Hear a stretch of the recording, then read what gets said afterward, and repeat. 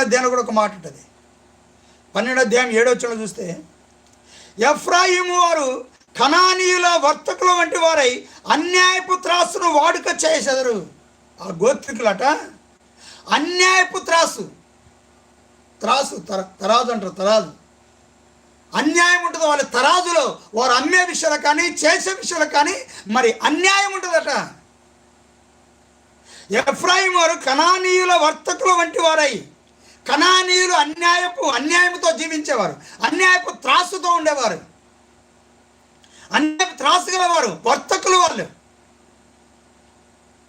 అమ్ముతున్నవారు, చేస్తున్నవారు, అన్యాయపు త్రాసు వాడుక చేసేది. వాళ్ళు బాధ పెట్టన వలన కోరిక వారికి కలదు.